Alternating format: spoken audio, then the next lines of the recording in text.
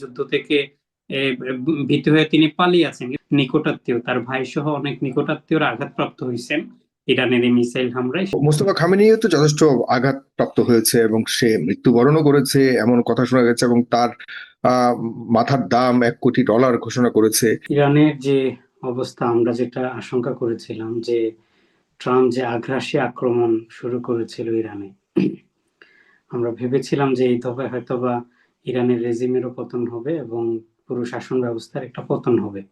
কিন্তু আমরা নাটকীয় পরিবর্তন দেখলাম। ইরানের পাল্টা আগ্রাসী প্রতিরোধী হামলায় যে তারা যে ভয়ঙ্কর রূপ দেখিয়েছে, এতে ইরানের সার্বভৌমত্ব সেই ধারাবাহিকভাবে আমরা পার্সিয়ানদের ব্যাপারে যে ধারণা ঐতিহাসিকভাবে প্রতিষ্ঠিত আছে সেটারই প্রমাণ তারা দিয়েছে। বিশেষ করে আমরা বলছিলাম যে খামেনির নিহতের পর নতুন তাদের সর্বোচ্চ নেতা মুজতবা খামেনিকে নির্বাচন করার মধ্য দিয়ে ইরানের শক্তি সাহসের একটা যুগান্তকারী সময়যোগী একটা পদক্ষেপ তারা নিয়েছে এবং বিশ্বের কাছে এটা নতুন বার্তা দিয়েছে। নতুন মুজতবা খামেনি আসার পর আমরা দেখলাম যে আমরা কেউ কেউ হয়তোবা এটা ধারণা করতো যে মুজতবা খামেনি হয়তোবা ভয় পেয়ে যাবেন, তার শক্তিধর ক্ষমতাধর পিতার এরকম পতনের পর তিনি কেমন হাল ধরবেন। এটা অনেকের আশঙ্কা বা একটা ভয়ের কারণ ছিল। কিন্তু আমরা দেখলাম যে না, তিনি নির্বাচিত হওয়ার সাথে সাথে আমেরিকান ঘাঁটিগুলোতে আরো ব্যাপক বড় পরিসরে ভয়ঙ্কর ভাবে হামলা শুরু করে মধ্যপ্রাচ্যে। এবং মধ্যপ্রাচ্যের বর্তমান অবস্থা আপনারা জানেন যে অর্থনৈতিক অবস্থা খুবই হুমকির মুখে আছে। আপনারা মধ্যপ্রাচ্যে বিশেষ করে আমিরাতে হচ্ছে রিয়েল এস্টেট ব্যবসার অবস্থাটা এখানে প্রায় 30% মানে ধস হয়েছে তাদের সবকিছুর সূচকে। তো এই ধরনের পুরো একটা মধ্যপ্রাচ্যে যে অর্থনৈতিক উন্নতির দিকে তাদের একটা বিরামহীন পথ চলা ছিল, সেখানে অনেক বড় ধরনের ব্যাঘাত সৃষ্টি হয়েছে। শুধুমাত্র যুদ্ধের যে দৃশ্যত অবকাঠামোগত ক্ষতি সেটাই নয়, বরং অর্থনৈতিক ক্ষতি হচ্ছে, যেটা এদিকে তাদের জন্য। ইরানের ক্ষতি তো অনেক বেশি হচ্ছে। ইরান কতটা এগুলিকে এফোর্ড করে সামনের সময়ে নিজেদেরকে, সামনের সময় কি হবে সেটি তো এখনো পর্যন্ত নির্ধারণ করতে পারছে না, কিন্তু ভয়ঙ্কর ধ্বংসযজ্ঞের শিকার তো ইরানও। ইরান এই ধ্বংসযজ্ঞ নিয়ে কতদিন আসলে চালাতে পারবে, নিজেদেরকে এই যুদ্ধকে চালাতে পারবে?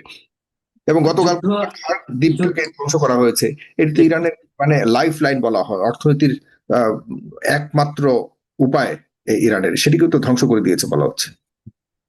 বলা হচ্ছে কিন্তু ধ্বংস হয়নি। দেখুন, আমরা ইরান থেকে আমরা যেটা আশা করতাম, যেভাবে এই ইসরায়েল এবং আমেরিকা যেভাবে হামলা করেছিল, ভেনেজুয়েলার অবস্থা আমরা জানি, বা ফিলিস্তিনের অবস্থা জানি, তাদের অবস্থা একেবারে প্রায় কোন পর্যায়ে নিয়ে আসছে। আমরা তো ইরান থেকে এমনটা কিছুই প্রথমে ভেবেছিলাম যে এই দফায় হয়তো বা ইরান শেষ। যেহেতু ইরান এখনো পর্যন্ত শেষ হয় নাই, বরং পাল্টা তাদের সক্ষমতার প্রমাণ দিচ্ছে, তো আমরা ধারণা করতে পারি যে ইরানের যেহেতু টিকে গেছে তারা এই যুদ্ধে, আমরা ধারণা করতে পারি বা বলতে পারি যে ইরান হচ্ছে খুব টিকে শীঘ্রই পিছু গেছে করবে না। কিভাবে বুঝলেন আপনি? মানে কিভাবে, কোন বিষয়টাকে আপনি টিকে যাওয়ার বিষয়টাকে হিসেবে দেখছেন?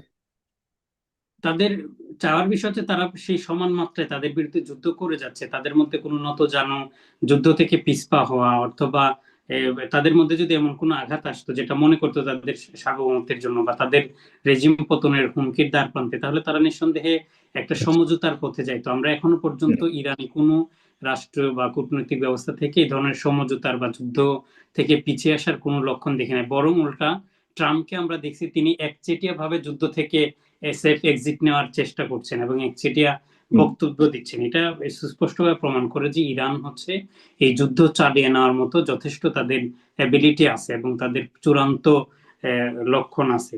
এখন তাদের সবচাইতে বড় টার্গেট হচ্ছে মধ্যপ্রাচ্যে থাকা মার্কিন ঘাঁটিগুলো।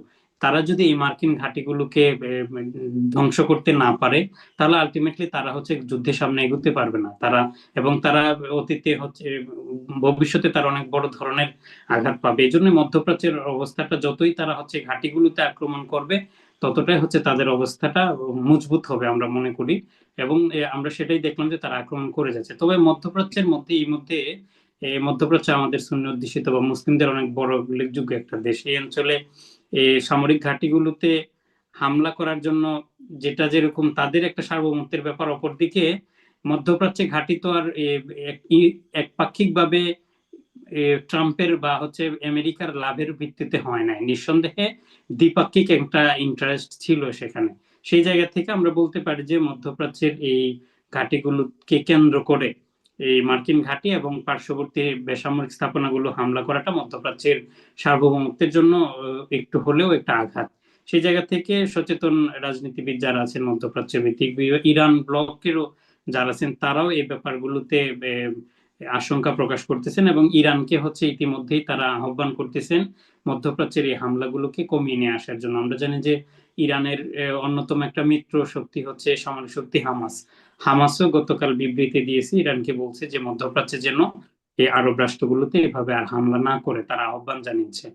নিশ্চয়ই প্রথমে ইরানের এই অধিকার আছে আমেরিকান ঘাঁটিগুলোতে হামলার, সেটার অধিকার তারা স্বীকার করে এই, কিন্তু আরবেরও এটা তাদের যেহেতু মিউচুয়াল ইন্টারেস্টের মাধ্যমে গঠিত এই স্থাপনাগুলো, সেগুলোকে তারা আরো আলোচনার যুদ্ধারের মাধ্যমে সেগুলো সমাধান করার জন্য যুদ্ধার করেছে। এভাবে অন্যান্য ইরানের যত ব্লকগুলো আছে আরবের স্বার্থের পক্ষে, তারাও কথা বলছেন যেন এই হামলাগুলো একটা এক্সিটের দিকে যায়, একটা সমাধানের দিকে যায়। যদি এখনো পর্যন্ত আমেরিকার পক্ষ থেকে বা ইসরায়েলের পক্ষ থেকে তোড়জোড় চালিয়ে এই যুদ্ধ বিরতির দিকে যায়, তাহলে আমরা মনে করতে পারি যে ইরান সামনে থেকে এই পরবর্তীতে আবার কোনো আঘাতের তাদের করার ব্যাপারে আমেরিকা এবং ইসরায়েল অনেকবার চিন্তা করবে এবং সচেতন হবে। এই ক্ষতিগুলো থেকে তারা হচ্ছে অনেক বড় ধরনের শিক্ষা পাবে। যে মোস্তফা খামেনিও তো যথেষ্ট আঘাতপ্রাপ্ত হয়েছে এবং সে মৃত্যুবরণও করেছে এমন কথা শোনা গেছে, এবং তার মাথার দাম $1 কোটি ঘোষণা করেছে।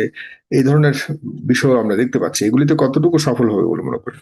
এবং শুধু মুস্তফা খামেনি নয়, বরং তাদের রাষ্ট্রের পেজেকশিয়ান সহ 10 রাষ্ট্রের জনের। গুরুত্বপূর্ণ যারা নেতৃবৃন্দ আছেন, তাদের নিরাপত্তা বিশেষজ্ঞ প্রত্যেকের ব্যাপারে কিন্তু এভাবে তাদের ঠিকানা দেওয়ার ব্যাপারে একটা ঘোষণা দিয়েছেন। কিন্তু আমরা দেখলাম যে গত শুক্রবারে তাদের রাষ্ট্রের গুরুত্বপূর্ণ নেতৃবৃন্দ, ইভেন প্রেসিডেন্ট সহ, এবং তারা হচ্ছে রাজপথে একেবারে স্বাভাবিকভাবে কোনো ধরনের রাষ্ট্রীয় প্রোটোকল ছাড়া, নিরাপত্তা বলয় ছাড়া সাধারণ মানুষদের সাথে এসে তাদের এই রমজানের শেষ শুক্রবার তারা আন্তর্জাতিক কুচ সপ্তাহ নামে একটি দিবস পালন করে ফিলিস্তিনের এই সংহতি প্রকাশের লক্ষ্যে। তো তারা সেই দিবসে দেখলাম যে স্বাভাবিকভাবে সাধারণ মানুষের সাথে তারা সেখানে করছে।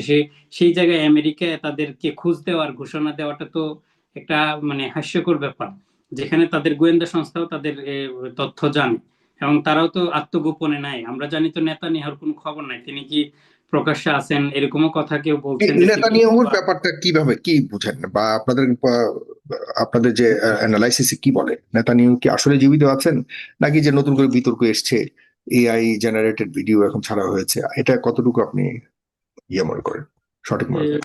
এই ধরনের ব্যাপারগুলো সমালোচিত হতে পারে, কিন্তু নেতানিয়াহুর মৃত্যু হয়েছে এই ধরনের বক্তব্য দেওয়ার মতো অথেন্টিক কোন সোর্স আসলে আমাদের কাছে নেই, আমরা পাই নাই। সেই জায়গাতে আমরা বলতে পারি তিনি জীবিত আছেন, তবে আহত হওয়ার ব্যাপারে আশঙ্কা করা হচ্ছে। তার নিকটাত্মীয়, তার ভাই সহ অনেক নিকটাত্মীয়রা আঘাতপ্রাপ্ত হয়েছেন ইরানের এই মিসাইল হামলায়, সেটা নিশ্চিত বলা যায়। কিন্তু সেই জায়গা থেকে তিনি আহত হতে পারেন, কিন্তু নিহত হওয়ার ব্যাপারটি আসলে বলা যায় যে অতিরঞ্জিত খবর আমি মনে করি। কিন্তু অন্ততপক্ষে তিনি তো বাংকারে আছেন, এই যুদ্ধ থেকে ভীত হয়ে তিনি পালিয়ে আছেন। কিন্তু আমরা দেখলাম যে ইরানের কোন যিনি নিহত হয়েছেন আলী খামেনি, তিনি কিন্তু সবার নিরাপত্তা চিন্তা করে স্বাভাবিকভাবেই ছিলেন, তিনি নিরাপত্তার জন্য বাংকারে চলে যান না অথবা অন্য কোথাও পালিয়েও যান না। কিন্তু নেতানিয়াহু এবং তার রাজনৈতিক কর্মকর্তা যারা আছেন, নিরাপত্তা বাহিনী, সবাই হচ্ছে মোটামুটি বাংকারে থেকেই তারা কার্যক্রম পরিচালনা করছেন।